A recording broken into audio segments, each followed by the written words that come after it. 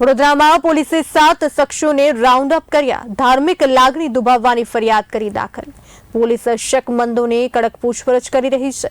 આરોપી સામે કડક કાર્યવાહી કરાશે। ઘટના 3 વાગ્યાની આસપાસ છે। શકમંદોને પકડી પૂછપરછ ચાલુ છે। સીસીટીવી ફૂટેજની તપાસ થઈ રહી છે। પોલીસ હાલના તપાસ કરી રહી છે। આ વિસ્તારમાં પેટ્રોલિંગ અને બંદોબસ્ત વધારવામાં આવશે।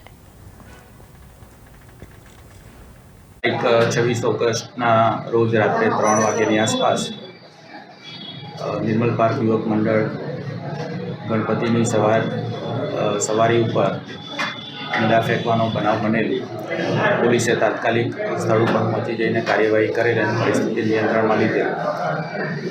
આ બાબતે સિટી પોલીસ સ્ટેશનમાં ગુનો નોંધવામાં આવેલ છે, જેની તપાસ હાલ ચાલુ છે।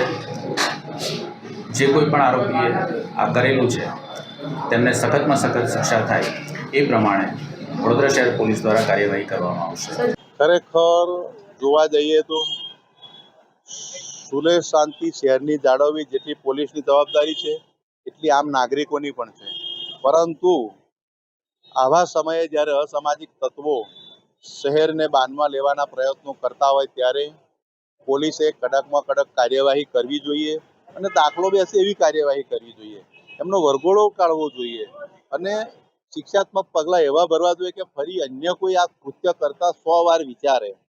તો ફક્ત સ્લોગન આપવાથી કાયદામાં રહેશો તો ફાયદામાં રહેશો એવું સ્લોગન આપવાથી આ સિદ્ધ નથી થતું।